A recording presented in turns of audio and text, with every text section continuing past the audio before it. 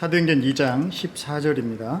베드로가 열한 사도와 함께 서서 소리를 높여 이르되 유대인들과 예루살렘에 사는 모든 사람들아 이 일을 너희로 알게 할 것이니 내 말에 귀를 기울이라.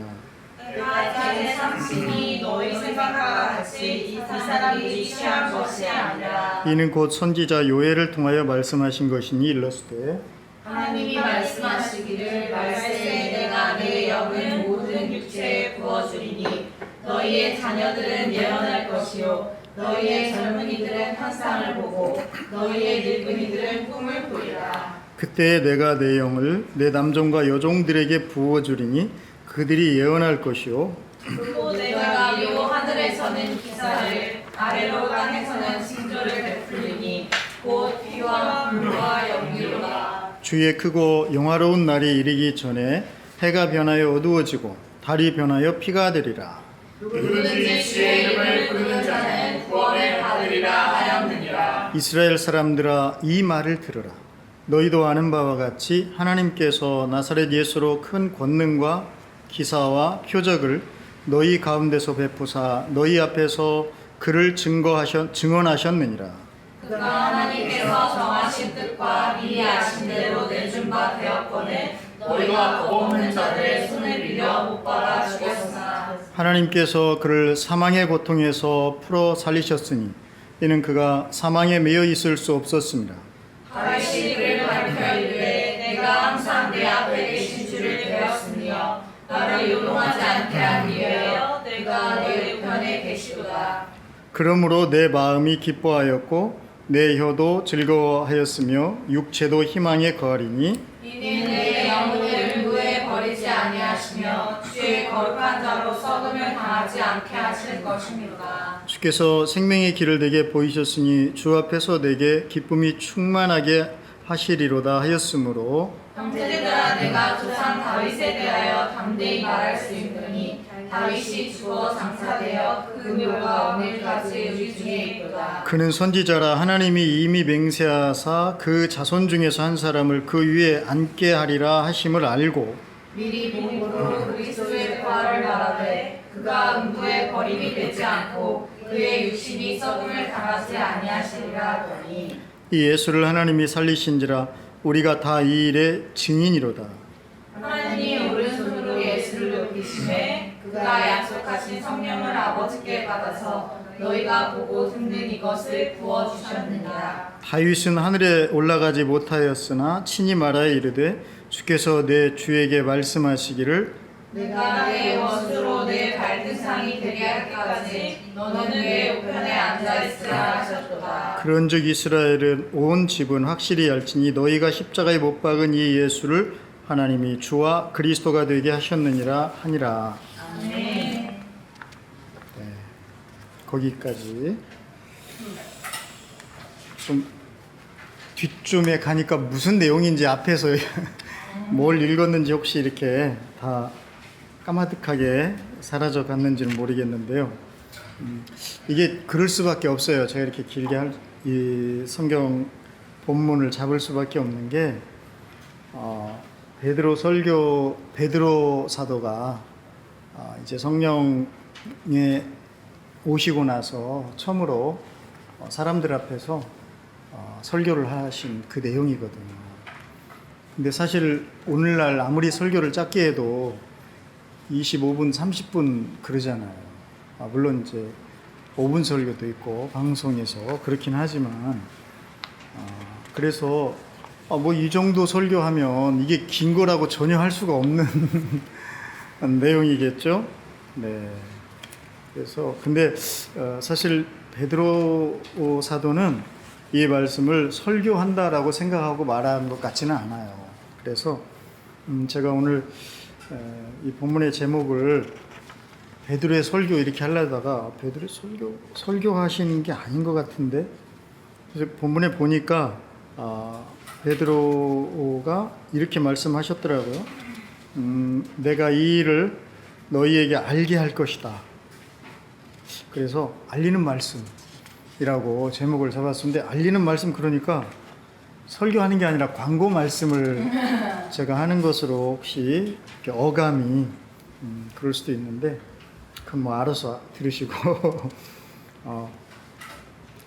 베드로는 어쩌면 이 말을 준비해가지고, 요즘 설교자들은 다 준비해서 설교를 하잖아요. 저도 이렇게 그 설교 본문을 이렇게 쳐서 하듯이 아마 그러지는 않았을 것 같아요. 그렇죠?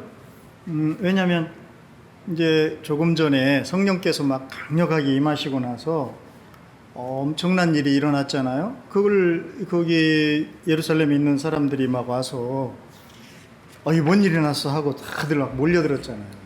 언제 설교 준비할 시간이 있겠어요. 그래서 이걸 설교라고 말하면 좀 안 맞는 것 같아서 아무래도 그래서 알리는 말씀, 많은 사람들이 알고 싶어 하잖아요. 이게 무슨 일이야? 그래서 어떤 사람들은 술 주정하는구만, 새술에 취했구만, 막 이렇게 조롱하고 막 이러잖아요. 그래서 베드로 사도가 더 이상 이제 이걸 두고 보면 안 될 것 같아서 자리에서 일어났잖아요. 그래서 여러분들에게 내가 이 일에 대해서 알려드리겠습니다. 광고 말씀드리겠습니다.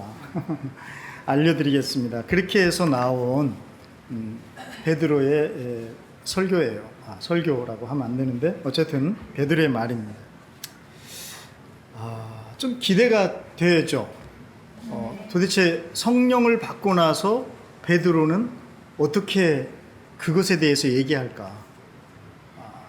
이제 여러분들은 어떻게 생각할지 몰라도 사실은요, 인류 역사상 예수님 안 믿는 분들은 잘 인정을 안 하실지 모르지만 우리는 그렇잖아요. 인류 역사상 성령님이 오순절날 오신 이 사건이야말로 전무후무한, 이건 도저히 우리가 감당할 수 없는, 그럼에도 불구하고 하나님께서 우리에게 어마어마한 은혜를 주신 놀라운 일이잖아요. 이 엄청난 사건을 도대체 베드로는 어떻게 이렇게 짧은 문장 속에서 또는 짧은 말 속에서 표현을 할 수 있을까? 이 사건을, 이 어마어마한 성령이 오신 사건을 이걸 어떻게 설교해야 됩니까? 이게 사실 설교자들은 짧은 본문을 길게 하는 재주가 있잖아요. 그런데 이 베드로 사도는 이 어마어마한, 이 거대한 사건을 이렇게 짧은 말로 이야기를 할 수 있다는 게, 이게 성령님의 은혜인 것 같아요. 성령님의 능력이고. 자, 그런데 그렇다면 도대체 베드로는 이렇게 놀라운 일을 어떻게 이야기를 했을까? 이미 우리는 읽었지만 별로 기억은 안 나죠? 네. 잘 됐습니다. 그래서 설교자들이 할 말이 있는 거예요. 자, 그래서 오늘 제가 이 베드로가 성령 받고 나서 궁금해하는 사람들에게 알려주는 그 이야기를 제 나름대로 정리해서 말씀을 드리고 싶습니다. 괜찮죠? 네. 그래. 이렇게 물어보고 얘기를 했으니까 이제 제가 얼마나 하든지 이제 상관없겠죠. 여러분이 동의했으니까. 저는 14절에 먼저 주목을 했어요. 14절. 적어도 이 14절만큼은 우리가 알고 있어야 될 것 같아요. 그래서 같이 한번 읽어보겠습니다. 시작. 베드로가 11 사도와 함께 서서 소리 높여 이르되 유대인들과 예루살렘에 사는 모든 사람들아, 이 일을 너희로 알게 할 것이니 내 말에 귀를 기울이라. 네. 얼마 전에 저도 제가 개인적으로 아는 건 아니지만 방송을 통해서 아는 이제 정두원 씨라고 혹시 여러분 아셔요? 그분이 크리스찬이었거든요. 그런데 너무 힘드셨었나 봐요. 그래서 참 안 좋게 그렇게 세상을 떠나셨거든요. 그 교회 목사님이 그 반성하는 듯한 그런 글을 올린 거를 봤어요. 제가 제대로 돌봐드리지 못한 것이 너무나 괴롭다. 그렇게 말씀하시는 것을 제가 본 것 같습니다. 사실 그 교회는 이렇게 여러분 이름만 들어도 아는 그런 큰 교회거든요. 그런데 교회는 큰데 왜 이런 일들이 이렇게 일어날까? 그런 일들이 간간히 일어나잖아요. 크리스찬들 중에서도 스스로 목숨을 끊어야 될 정도로 우울하고 힘들고 또 고독한 그런 삶들을 사시잖아요. 왜 이럴까? 참 저도 목사로서 많은 의문이 들었어요. 정말 우리 이 교회도 규모가 작더라도 이렇다면, 자, 교회 안에 공동체 안에 있으면서도 너무 외롭다면, 고독하다면, 그래서 내 속에 있는 어떤 것도 나눌 수 없다면, 위로받을 수 없다면, 공동체에 소속돼 있기 때문에 더 힘들지 않을까, 그런 생각을 해봤어요. 대체 왜 이럴까? 그런 그 의문 속에서 한 주간을 제가 보내봤어요. 그러면서 오늘 이 말씀들이 거기에 대한 어떤 해답이 될지는 모르겠지만, 그 베드로도 사실은 굉장히 고독한 사람이었죠. 불과 얼마 전, 며칠 전까지만 해도 예수님이 자기 눈앞에서 붙잡혀 가실 때 베드로가 소속된, 그것도 자기가 만든 공동체도 아니고 예수님에 의해서 조직된 공동체가 산산이 다 흩어져 버렸어요. 다 깨져 버린 거예요. 베드로도 너무 두려워서 도망갈까 하다가 이러지도 저러지도 못하고 예수님 붙잡혀 가실 때 몰래 뒤쫓아갔어요. 그래서 그 다른 제자의 도움을 받아서 그 대제사장에 예수님이 신문 받으시는 그 마당까지 들어가는 데는 이제 성공을 했지만, 제가 그런 표현이 어떻게 맞을지는 몰라도 마치 탯줄이 끊어진 아이처럼 많은 사람들과 함께 마당에서 군부를 쬐고 있었지만 베드로는 혼자였어요. 아마 세상에서 가장 고독한 시간을 베드로가 보내고 있었지 않았을까.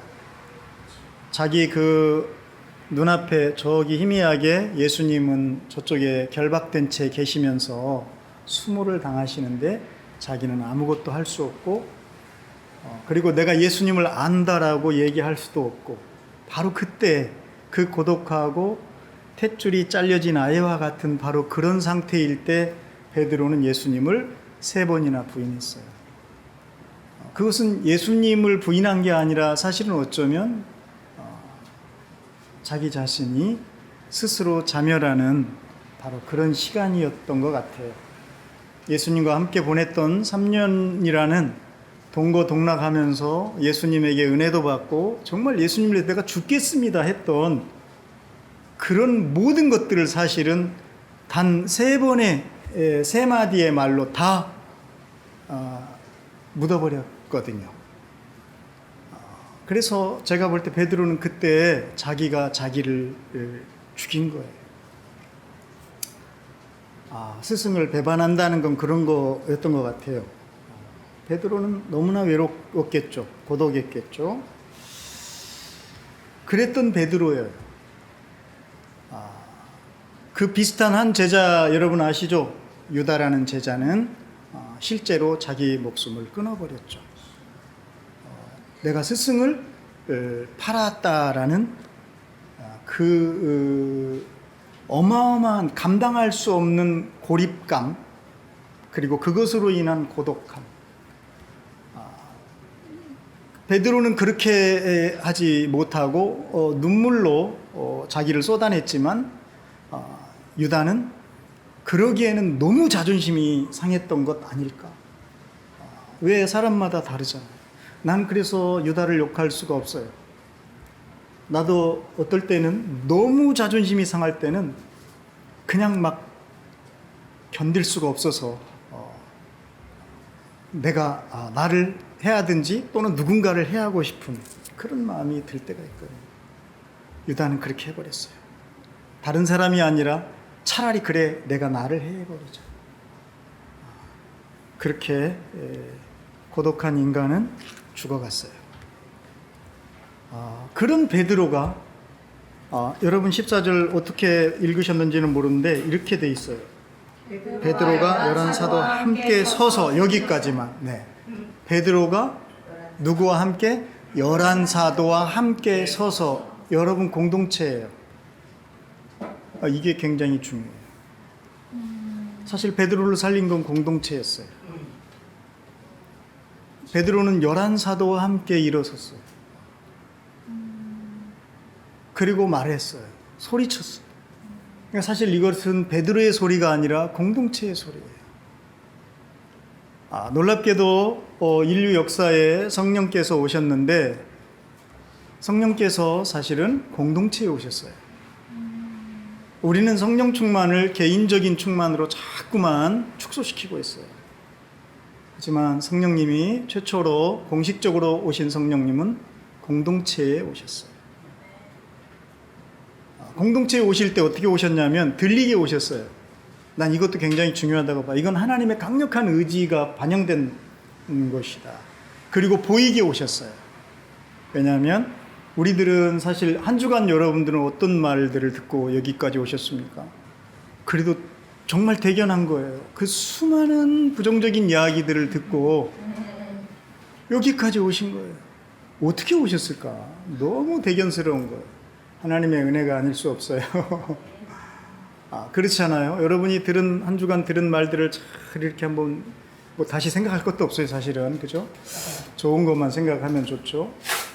근데 그 많은 부정적인 이야기들을 듣고 어떻게 내가 이렇게 선한 발걸음을 떼서 하나님을 주님으로 섬기고 하나님을 예배하러 왔을까? 또 여러분은 한 주간 얼마나 많은 영상물에 이 안구가 뻑뻑해졌습니까? 그래서 애들 말에 안구정화 그런 말 있잖아요. 맞아요. 성령은 오실 때 우리 안구를 정화시키면서 오셨어요. 그래서 거대한 불덩어리로 오셨어요. 그리고 불이 혀같이 각 사람에게 갈라지는 것으로 오셨어요. 안구를 정화시킨 거예요. 불로써 정화시켰어요. 또 거대한 폭풍 소리로 오셨어요. 여러분의 귀를 달팽이관을 정화시킨 거예요. 성령께서는 그렇게 오셨어요. 왜냐하면 그럴 필요가 있어요. 우리는 들리고 보이는 것에 너무 연약해요. 그리고 너무나 빠져 살아요. 이게 좀 새롭게 리세팅이 돼야 돼요. 그죠? 그러지 않으면 우리가 다시 힘을 내서 살기가 너무나 힘든 그런 상황 속에 있어요. 네. 그런데 성령님은 그렇게 전체 온 집에 가득하게 공동체 가운데 그렇게 들리게 보이게 성령님이 오셔서 공동체를 회복하셨어요. 그래서 서로 다 성령을 받은 거예요. 그러니까 거기에 모인 사람들이 다 성령을 받았다는 것은 나도 저 사람이 성령 받은 게 보이고 저 사람도 내가 성령 받은 게 보이고 성령으로 다 서로 교통이 돼버리는 거예요. 이렇게 해서 저 사람도 성령의 사람, 나도 성령의 사람인 것을 서로 다 알게 되는 거예요. 공동체가 이래야 공동체가 되는 거예요. 저 사람이 성령의 사람이라는 게 보이고 들리고 나도 성령의 사람인 게 보이고 들리고 그래서 성령 안에서 성령으로 교통하는 것이 바로 공동체예요. 그런데 오늘날 사실 우리 교회가 이런 공동체성이 다 상실되잖아요. 그래서 공동체 안에서 무슨 말 하는 것조차도 굉장히 두려워하잖아요. 왜냐하면 작은 비슷한 말만 했다가는 그런 말들이 너무나 크게 나에게 아픔이 되고 상처가 되고 그래서 공동체에 있는데 너무 외로워. 내가 정말 막 죽고 싶을 정도로 힘들어도 이걸 나눌 수 있는 형제가 없어도 누군가에게 사실 공동체는 그런 거예요. 서로 짐을 나눠서 지는 것이 공동체. 그래서 삼겹줄이 힘이 강하잖아요. 그게 공동체잖아요. 예수님이 그렇게 말씀하셨잖아요. 그런데 그 기능이 상실돼 버린 거예요. 그래서 얘기할 수가 없어요. 사실 공동체는요, 얘기하기 전에 또 알아채야 돼요. 저 사람 너무 힘들구나. 그래서 손을 잡아주고 어깨를 두드려주고 말하지 않아도 정말 사랑하면 그렇잖아요. 말하지 않아도 눈빛만 보아도 아는 게 사랑이잖아요. 고도의 사기꾼 외에는 사기꾼 조심해야 돼요. 눈빛만 보고 사랑하면 큰일 날 수도 있어요. 그런데 성령 안에서는 사실 우리가 서로 그렇게, 그래서 성령님은 공동체 안에서 움직이고 교통하는 영이셔요. 베드로는 그 공동체 안에서 성령을 받았고, 그리고 그 공동체 안에서 성령으로 회복됐어요. 그리고 베드로가 일어났어요. 공동체와 함께. 나는 이것이 굉장히 중요하다라는 생각이 들어요. 더구나 공동체성을 잃어버린 오늘날에 우리 교회가 반드시 이 부분을 주목해 봐야 돼요. 베드로의 그 다음에 어떤 유려한 말들도 사실 이 부분이 짚어지지 않으면 참 어려워져요. 그러면 베드로 개인을 또 숭배하게 되고 베드로 개인이 뜨게 돼요. 그건 의미가 없어요. 공동체가 살아나야 돼요. 정말 베드로가 소속될 수 있는 큰 어장이 있어야 돼요. 큰 물이 있어야 돼요. 우리가 마음껏 숨쉬고 또 헤엄칠 수 있고 마음껏 나를 드러내고 나를 품어주고 할 수 있는 바로 그곳이 있어야 돼요. 그러지 않으면 사람은 혼자 살 수가 없어요. 너무 힘들거든요. 그래서 우리가 처음으로 베드로 사도를 보면서 확인하는 것은 바로 그 부분입니다. 베드로가 공동체성에서 회복된 사람이 됐다는 거예요. 그래서 여러분, 베드로가 뭐라고 사람들에게 첫 마디가 뭐라고 합니까? 내가 여러분들에게 이 일에 대해서 알려줄 테니 뭐해라? 귀를 기울여라. 다시 말하면 내 말을 들어라. 사실 이 말을 베드로는 또 한 번 또 해요. 이건 의도적인 거예요. 왜냐하면 유대인들은, 이스라엘 사람들은 굉장히 들으라 이 말에 익숙해요. 이거를 이제 쉐마라고 해요. 쉐마. 히브리 말로는 쉐마. 근데 신명기 6장에 바로 이 쉐마 본문이 있어요. 네. 신명기 6장에 보면은 지금도 유대인들은 이 쉐마 본문을 머리에다가 이렇게 달고 다니고 이 팔에 이렇게 묶고 다니고 이 쉐마 본문을 그렇게 하는 거예요. 그래서 이 사람들은 그 들으라 이스라엘아 이 본문이 나오면 뭐 아주 굉장히 익숙하죠. 그래서 아마 베드로도 사실 베드로 사도는 평생을 업으로 잔뼈가 굵었지만 우리가 그냥 무식한 사람으로 보면 안 돼요. 왜냐하면 바로 이 쉐마 문화권 속에서 이 부분들이 성장을 했기 때문에 어려서부터 또는 복중에서부터 늘 그 부모들이 성경 말씀으로 이렇게 가르치고 쉐마니까. 근데 그 쉐마 본문이 뭐냐면 신명기 6장 제가 조금만 읽어드릴까요? 이스라엘아 들으라 우리 하나님 여호와는 오직 유일한 여호와시니 너는 마음을 다하고 뜻을 다하고 힘을 다하여 내 하나님 여호와를 사랑하라. 오늘 내가 내게 명하신 이 말을 너는 마음에 새기고 내 자녀에게 부지런히 가르치며 집에 앉았을 때든지 길에 갈 때든지 누워 있을 때든지 일어날 때든지 이 말씀을 강론할 것이며 너는 그것을 자 여기 나와요. 내 손목에 매며 그 다음에 그 기호를 삼으며 내 미간 이마에 붙여 표로 삼아라. 그래서 이렇게 왜 유대인들 보면 이렇게 붙인 거 있죠? 그게 이 본문을 거기다 써서 넣어서 이렇게 붙이고 다니는 거예요. 예. 그런 사람들이에요. 그러니까 베드로도 이제 그 쉐마 문화 속에 살았겠죠. 그런데 이 베드로가 지금은 듣는 사람이 아니라 뭐 하고 있죠? 그래요. 들려주는 사람이 된 거예요. 우리가 사실 크리스찬으로서 살면서 제일 스트레스 받는 게 전도해라 이 말 스트레스 받아. 그죠? 솔직히 말해서 너무 좋은 말이니까 반발을 못 할 뿐이지 스트레스는 무지 받잖아요. 근데 맞는 말이야. 근데 너무 힘들어 그 말을. 부담돼. 이 참 세상 가운데서 먹고 사는 것도 너무나 빠듯한 것 같은데 어떻게 전도까지 거기다 더 해야 되나 막 이렇게 생각돼요. 근데 여러분 사실 그거는 그렇게 나온 말이 아니에요. 전혀 아니거든요. 지금 베드로 전도하고 있는 거예요. 그죠? 이거 맞잖아요. 근데 누가 전도하라고 해서 합니까? 아니잖아요. 성령이 오셨어요. 그런데 이 성령님은 우주를 창조하신 하나님의 영이야. 어마어마한 분이에요. 근데 이분에 대해서 구약 성경은 귀로만 듣고 그리고 말로만 들었어요. 상상으로만 했어요. 그리고 구약의 성령은 특정한 사람들에게만 임하는 영이었어요. 그런데 이분이 모두에게 임해버리신 거예요. 그래서 이게 이제 막 이걸 어떻게 표현해야 될지 모를 정도로 자기들이 경험해버렸어. 자, 그러면 이 일에 대해서 얘기 안 하고 배길 수 있을까요? 견딜 수 있을까요? 여러분 진통제 하나만 먹고도 잘 들으면 막 그걸 전도하잖아요. 내가 무슨 약 먹으니까 엄청 잘 듣더라 야. 우리나라 거 안 돼. 그건 저거 거 먹어야 돼. 이러잖아. 근데 이분은 어마어마한 분이라니까요. 근데 안 믿어져. 지금 여러분도 별로 안 믿어지잖아. 근데 여러분이 정말 느껴버렸어. 이분이 오셨어 나에게. 그러면 이걸 어떻게 얘기를 안 하냐고요. 어떻게 말을 안 하냐고요. 그래서 베드로가 나도 모르게 쉐마가 된 거야. 들어라. 내가 얘기해주고 싶다. 나에게 오신 이분에 대한 이야기. 내가 이 일을 말해주겠다. 여러분 공동체 가운데 성령님이 오셔서 사람을 회복하실 때 이렇게 회복하시는 거예요. 이제 들려줄 이야기들을 갖게 해주셔요.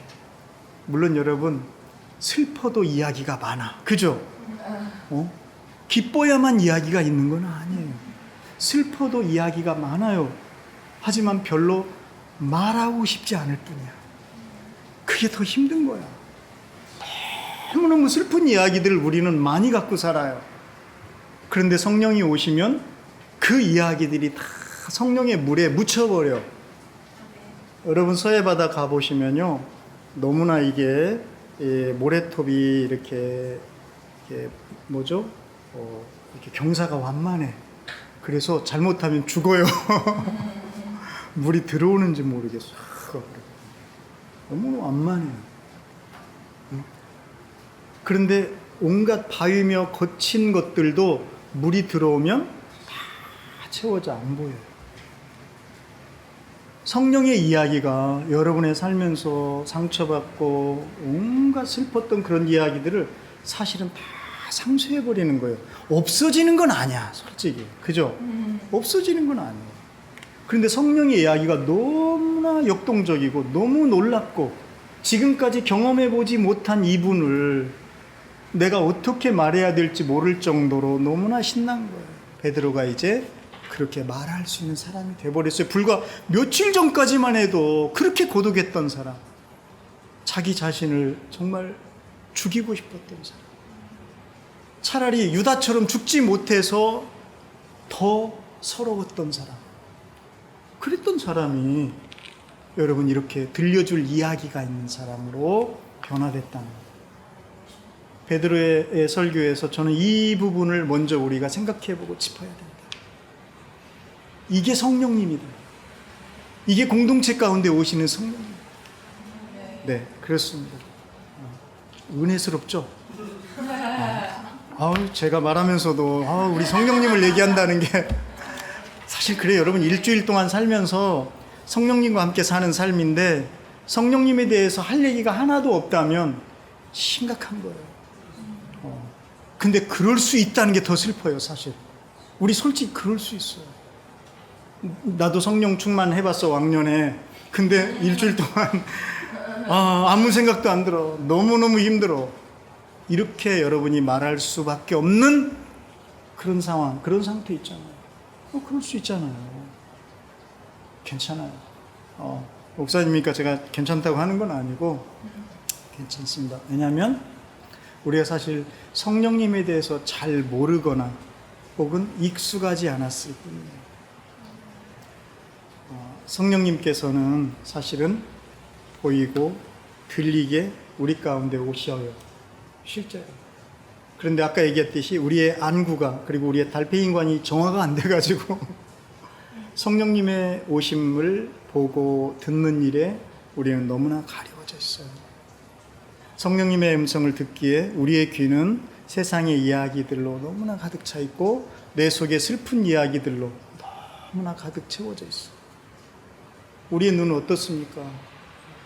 오늘도 내일도 뭔가 새롭고 뭔가 재밌는 것들을 찾아서 우리의 눈이 너무나 발빠르게 움직였기 때문에 성령님이 안 보이는 거예요. 네. 그래서 제가 여러분들에게 전부 다 깊은 산속에 들어가서 도 닦으라고 하고 싶지는 않아요.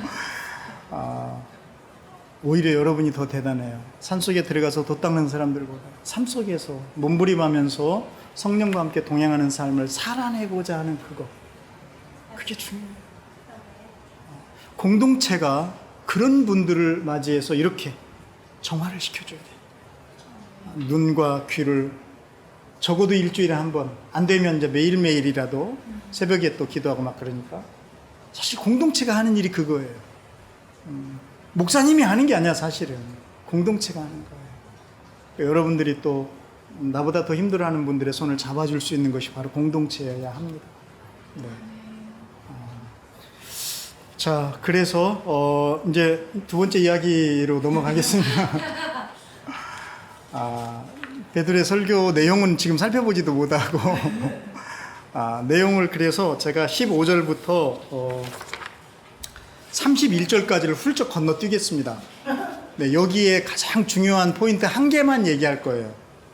한 개가 뭐냐면 말세예요. 그러니까 사실 베드로 이야기에서 중요한 포인트가 많지만 저는 말세를 잡았어요. 그러면서 제가 그림을 가지고 왔죠. 그림을 참고해 주시고, 이 그림이 두 사람이 아니라 한 명이에요. 한 명. 누구죠? 얘 누구예요? 네, 요엘이에요. 요엘이라는 이름의 뜻은 여호와는 하나님이시다, 그런 뜻이에요. 사실 성령에 대한 많은 본문이 구약에 있는데 베드로 사도는 굳이 성령의 강림을 얘기하면서 구약에 바로 요엘 선지자를 가지고 왔어요. 왜 그랬을까? 아마 이 이름 때문이 아닐까? 여호와는 하나님이시다. 하도 구약의 사람들이 여호와를 하나님으로 믿지 않으니까 아마 그러지 않았을까? 어쨌든 뭐 그런지 모르겠지만 요엘 선지자가 그런 이야기를 했어요. 요엘 선지자 유명한 건 메뚜기예요, 사실은. 요엘 선지자는 메뚜기 재앙으로 유명한 사람이에요. 그래서 이 메뚜기 재앙은 상징적인 거예요. 메뚜기와 같은 그런, 여러분들이 하나님께 회개하고 돌아오지 않으면 이제 그런 그 메뚜기 떼와 같은 그런 적들에 의해서 망할 수밖에 없다. 그날이 온다. 그 심판의 날. 그걸 구약은 뭐라고? 여호와의 날이라고. 그러니까 여호와의 날, 그럼 하나님의 날 좋네? 아니야. 무서운 날이에요. 죽는 날이에요. 심판의 날이에요. 그러기 전에 회개해야 된다. 돌이켜야 된다. 그러고 나면 하나님께서 뭐를 주신다? 성령을 주신다. 영을 부어주신다. 근데 그때가 언제냐면 말세에 내가 내 남종과 여종 또는 모든 사람에게, 모든 육체에게 성령을 주신다. 하나님이 말씀하셨다는 거예요. 그 말세가 뭐냐면 마지막 날이라는 거예요. 우리 성경을 말세라고 할아버지들이 번역을 하셨는데, 말세 그러니까 막 조금 이상한 뉘앙스가 있지만 원래는 마지막 날. 마지막. 아침의 피아노라는 책을 제가 잠깐 봤어요. 우리 누군가 빌려온 책인데, 근데 그 책에 제가 잠깐 보면서 이런 멋진 문장이 있어서 여러분에게 좀 소개를 해드리고 싶습니다. 내가 끝까지 살아남아야 하는 이유는 그것만이 내가 끝까지 사랑했음에 대한 알리바이이기 때문이다. 와, 좀 멋있나요? 지금 잘 못 알아들으셨군요. 제가 영어로 한 거 아닙니다. 내가 끝까지 살아남아야 하는 이유는 그것만이 내가 끝까지 사랑했음에 대한 알리바이이기 때문이다. 야, 이런 건 연애 편지 이런 거 네? 네? 우리 여기 그쵸? 자매 이렇게 그러면 멋있을 것 같아요. 근데 사실 이 말은 굉장히 슬픈 얘기예요. 왜냐하면 이분이 암투병 중에 썼던 메모 중에 한 구절이에요.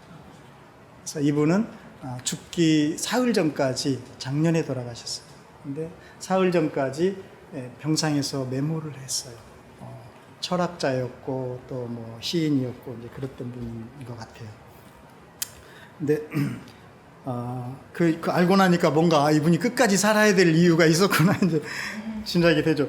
근데 그 다음에 저 끝부분에 이런 말을 제가 읽고는 좀 멍해졌어요. 뭐냐면 힘이 없다, 많이 힘들다. 그러나 나는 힘들다고 말하지 않는다. 그 대신 그동안 잊었던 나의 주제를 기억한다. 그래, 나는 사랑의 주체다. 사랑의 마음을 잃지 말 것. 그걸 늘 가슴에 꼭 간직할 것. 이렇게 썼더라고요. 제가 이 말을 읽으면서는 많이 슬펐어요. 이분이 이제 암투병 중에 쓴 글인데, 왜냐하면 이분은 이미 고인이 되셨어요.